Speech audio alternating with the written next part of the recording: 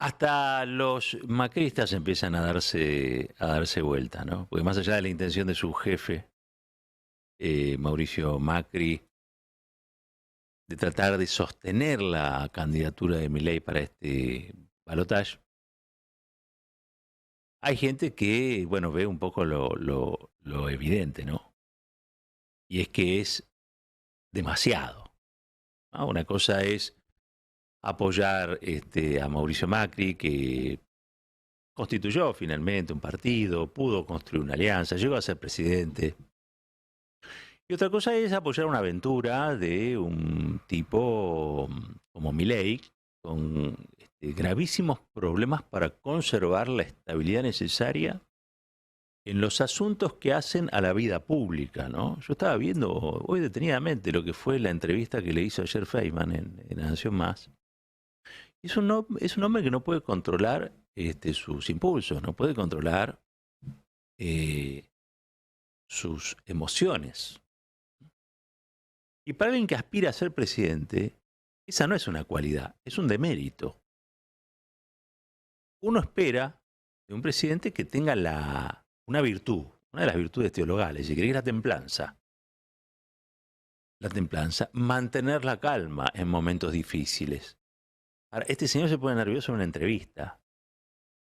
Si va a mi tía Cora y le hace una entrevista y se pone nervioso, la tía Cora tiene razón, porque no es algo que haga habitualmente. Pero para alguien que quiere ser presidente, tiene que ser alguien que domine sus nervios, que pueda hacer frente a la entrevista y que no se enoje casi siempre, como sucede con Milei, con las mujeres, o que no se ponga tieso frente a preguntas que son formuladas, en este caso por Feynman, con ese tono que le dispensa a aquellos que tienen alguna comunión ideológica, ¿no? Lo hemos visto varias veces. No estoy diciendo que Feynman le tire centro, directamente le hace los goles por momento, pero bueno. Ayer me sorprendí porque vi un macrista, yo después le voy a dar la biografía de él, pero primero quiero que vean lo que él dijo.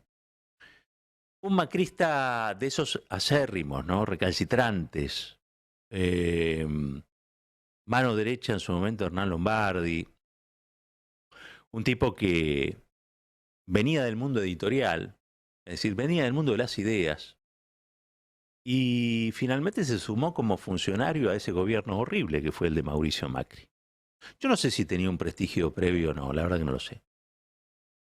Sí sé que su paso por el gobierno de Mauricio Macri le dio, o le dejó, o le legó, mejor dicho, una memoria horrible para trabajadores de su ministerio porque asumió echando a 500 personas.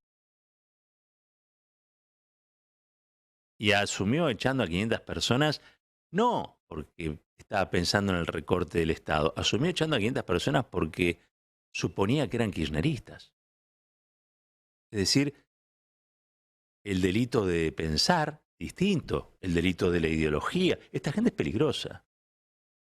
Independientemente de a quién votes, independientemente de a quién votes, uno tiene que saber como ciudadano democrático que cuando le dejamos espacio a gente que considera que pensar distinto es una suerte de delito, o en principio un argumento para echarlo de su trabajo, bueno, esa gente es peligrosa. Es peligrosa para uno, para el otro y para la democracia. No es solamente peligroso para los kirchneristas. De todos modos, yo siempre pienso que la gente tiene posibilidad de redimirse. Sinceramente no creo que este señor lo pueda hacer. Quizás una falla mía y no de él. Quizás yo tendría que exprimirme las capacidades para pensar que lo imposible puede suceder y que alguien que es una mala persona pueda convertirse en buena persona. ¿Por qué no? ¿Por qué no? Hay que dejar que opere allí eh, el milagro o la sorpresa. Quizá alguna de las dos cosas puede ocurrir, o las dos al mismo tiempo. Quiero que escuchen a Pablo Belluto, exministro de Cultura de Mauricio Macri, hablando sobre Javier Milei. Y nuestro mensaje, que originalmente, digo originalmente me refiero cuando con el año 2015 o antes, era un mensaje cargado de futuro, de positividad, de proximidad con la gente, conexión con la gente, que fue lo que nos llevó a ganar en el 2015. Eso se había cambiado por un discurso, si querés, más conservador, un discurso más autoritario en algunas cosas, como por ejemplo esta idea del sentido de la eliminación del kirchnerismo para siempre, que no es algo que yo comparta. Digo, o sea, tengo familia kirchnerista, no coincido con ellos, pero no quiero que... No, por eso lo vas a eliminar, claro. No, claro, digo, en todo caso quiero ganar. ¿A quién vas a votar en el balotaje? No lo tengo decidido todavía, sé que no voy a votar a Milei. De las otras opciones, que todos los días me entero que hay una nueva... ¿Cuál? No, que bueno, que si votas en blanco, hay toda una serie de cálculos que para mí son todavía medios estrambóticos. Claro, si votas en blanco, el voto se anula, claro. Si te vas lejos para no votar. Esa seguramente no, porque yo valoro mucho el acto de votar, digo, como toda mi generación y los mayores a mí que vivimos, en mi caso yo hice toda la secundaria durante la dictadura, y sé lo que es no votar. Entonces, la idea de no votar no me gusta, probablemente lo haga en blanco. La idea de no votar no me gusta, probablemente lo hago en blanco. Lo que sí no voy a hacer es votar a Milei. Miren, yo les digo a los que están hoy dentro del amplio espacio del radicalismo, están pensando en una alternativa como sea, por ejemplo, votar en blanco o no concurrir a votar. Hay otros que están pensando en votar a Massa directamente, pero hay otros que están viendo cuál es la circunstancia. Que de algún modo u otro eso es hacer campaña por Massa. Y es directa, o en estos casos indirectamente, votar a Massa. ¿Por qué? Porque esto es un balotaje. Esto no es un voto lo que yo quiero, es voto lo que hay. ¿Sí? No hay 7 opciones, hay 2. Y el resto no juegan. Voto en blanco no va a ser presidente o presidenta. Voto anulado no va a ser presidente o presidenta. Los que están candidateados para ser presidente o presidente, en este caso son 2 varones, Sergio Massa y Javier Milei. Lo que después haga cada uno de su voto, obviamente, es asunto de cada uno, pero para la historia institucional del país, ¿es uno o es otro? Si no votas a uno, indirectamente estás votando al otro. ¿Se entiende? Sí, ¿no? Bueno, por lo tanto, escuchaba atentamente a un señor que tiene... ahora descubrió que tiene familiares kirchneristas, pero básicamente lo que tiene es un macrismo en sangre enorme. Es el señor que cerró el Ministerio de Cultura, ¿se acuerdan? Que aceptó que pasara, que se desjerarquizara, que el rango de ministerio fuera reemplazado por el rango de secretaría. Ese es Pablo Belluto. Pablo Belluto fue uno, ¿sí?, de los creadores de esta saga siniestra, ¿sí?, saga siniestra de persecución a gente que no pensaba como él. Para un ministro de Cultura, luego secretario de Cultura, eso es gravísimo, es lo más grave que puede llegar a pasar. ¿Saben por qué? Porque venía a ser editor de Random House, de editorial sudamericana. Por eso decía que venía del mundo de las ideas. Ahora, yo siempre creí, y sigo creyendo, que no hay, que la única mala idea es no discutir ideas. No, la única mala idea es no discutir ideas. Pero hay gente que se ha emperrado en considerar que no, que hay malas ideas y que esas malas ideas son perseguibles. Que ahora esté diciendo lo contrario, puede estar hablando de que el Espíritu Santo operó sobre la cabecita de este señor y lo ha transformado. Y ha comprendido aquello que no comprendía. Y de ser una mala persona se convirtió en una persona, bueno, qué sé yo, normal. Una con la que puede convivir uno, ¿no? Porque si a vos no te quieren eliminar, si a vos no te quieren echar y si a vos no te quieren matar, yo con esa persona puedo convivir, por más que sea o se autoperciba como quiera, digamos, no anda uno en la vida eligiendo, ¿sí?, cómo deben ser las demás personas. Ya tiene bastante la vida de uno con uno mismo, ¿no? Uno se levanta, está solo con uno, debe ser el momento más complejo del día. Y lo que hacen los demás, bueno, lo hacen los demás.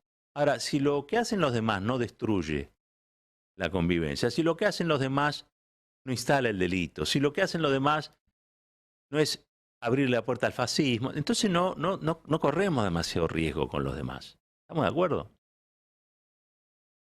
Pero claro, tenemos el mal de la memoria. Entonces yo por un lado me pongo contento porque hasta los macristas se le dan vuelta a Milei. Hasta los macristas hoy se le están dando vuelta a Macri, porque Abeluto sale a hablar cuando todavía Macri no habló, ¿eh? O sea, no habló directamente, dio todas las señales posibles para que sus adherentes voten a Milei. ¿Sí? Ayer lo escuchábamos a Waldo Wolf. Waldo Wolf estuvo de un lado, estuvo del otro, estuvo con Macri, estuvo con Larreta, estuvo con Patricia. Estuvo en todos lados. Y es uno de los que apoya a Javier Milei. Pero sale Abeluto, insisto, ministro de Cultura de Macri, es decir, el ministro de una cultura persecutoria, el ministro de una cultura persecutoria, y dice, che, este es mi límite, Javier Milei es mi límite. Eso habla de él, pero sobre todo habla de Javier Milei, che. A fin de cuentas estamos hablando de quién vamos a ir a votar en el balotaje. Hasta Abeluto se asusta de Milei. Hasta Pablo Abeluto se asusta de Milei. Imagínense, porque persona informada es Abeluto, lo que sabe de Milei, lo que intuye de Milei, lo que hay algunos que todavía no llegaron a abrir los ojos y ver. Pero Abeluto sí, pues Abeluto es un hombre de la política, es un hombre muy vinculado a Hernán Lombardi, es un hombre que proviene del mundo de las ideas, les decía, y ha tenido un pasado muy feo, pero bueno, hoy sensatamente está replanteándose seguir siendo de derecha, pero no de ultraderecha. Hay límites para todo. Hoy el radicalismo está discutiendo fuertemente si votan en blanco, si votan a masa. Hay pronunciamientos de todo tipo, a lo largo y a lo ancho de la Argentina. ¿Por qué? Porque al radicalismo le quedan pocas cosas para ser radicales, vamos a decir la verdad, ¿no? Con el macrismo, cuando fueron Sidecar, Furgón de Cola, esporas del macrismo, sacrificaron muchas de las cosas que Raúl Alfonsín había dicho que no había que sacrificar, ¿no? Dice, bueno, che, hay que prepararse para perder elecciones, pero nunca va para doblar a la derecha. Bueno, qué sé yo. Yo creo que Alfonsín es un personaje que Cristina Kirchner ha reivindicado como corresponde, ha puesto en su lugar histórico, le ha dado la posibilidad de ser padre de la democracia. Los padres no son perfectos. Los padres cometen errores. Alfonsín cometió muchos errores. Pero no esquivó su rol de padre. Lo hizo como pudo. Venía de un partido que había apoyado casi todos los golpes militares. Venía de un partido que había aceptado la proscripción del peronismo. Venía de un partido que había tenido en sus orígenes un gran empuje popular. Era el partido anticasta del siglo XIX, el radicalismo. Con Irigoyen llegan los plebeyos al poder, eso que tanto asusta a Milei, que tanto detesta a Milei y la derecha en la Argentina. Muchos radicales después se hicieron peronistas, como los que estaban en Forja, por ejemplo, ¿no? Jauretche, Scalabrini. Bueno, se hicieron peronistas. Otros siguieron siendo radicales. Algunos muy honorables. Oscar Allende, ¿no? El radicalismo tiene sus desaparecidos también. O sea, hablar de un solo radicalismo yo sé que es un error. Está claro, está clarísimo eso. Pero yo siempre reconozco a un radical como Raúl Alfonsín que quiso ganarle al peronismo sin trampa. Sin trampa. Y que asumió su rol de padre. Hoy que estamos hablando de padres ausentes, que no pasan la cuota, lo que sea. Él asumió su rol de padre de la democracia. Le salió como le salió como pudo. Y hay tantas cosas buenas como para reivindicarlo, como cosas horribles para decir, no, mira, yo en esto tomo distancia. Pero cuando uno lo ve en perspectiva, dice, che, ese es el juicio de la Junta, ¿no? Otros hubieran salido corriendo. Yo me acuerdo lo difícil que era en aquel tiempo. Lo difícil que era en aquel tiempo. También me acuerdo, y siempre lo voy a rescatar, año 1987, cuando hay un amotinamiento militar y el peronismo se puso al lado de Alfonsín. Y ahí para mí, ese día fue lo que en España es el tejerazo, y cómo ciertos sectores se abroquelaron defendiendo la democracia y que no volviera el franquismo. Bueno, para mí ese 87 fue el sistema institucional, político institucional, defendiendo el sistema democrático, sin diferencias partidarias, y poniendo en caja a los militares. Cosa que después, finalmente y por suerte, la democracia pudo resolver. Y ese Alfonsín, yo creo que si hubiera sido otro, no lo hubiera conseguido. Pero ese Alfonsín sí consiguió el apoyo del peronismo. Entonces, como vemos, es un personaje con muchas aristas. Cuando lo escucho yo a Milei hablando como habla de Alfonsín, yo confirmo que Milei es un horrible. Porque realmente ofender a un tipo como Alfonsín y ofender a aquellos que veneran la figura de Alfonsín es tener un comportamiento antidemocrático. Y tener una vicepresidenta como Milei tiene es también poner en riesgo el sistema democrático. Ayer dijo Milei que él pensaba luchar o morir con las botas puestas. Miren, no me cabe ninguna duda que lo que tiene son botas. ¿Sí? No me cabe ninguna duda. Y no me cabe ninguna duda que ese es su techo. Después podemos hablar de dolarizar, no dolarizar, qué sé yo, pero su techo es que la inmensa mayoría de los argentinos queremos vivir en democracia. Esa lección que aprendimos con mucho esfuerzo y que también aprendió un cabeza dura y mala persona como Pablo Belluto.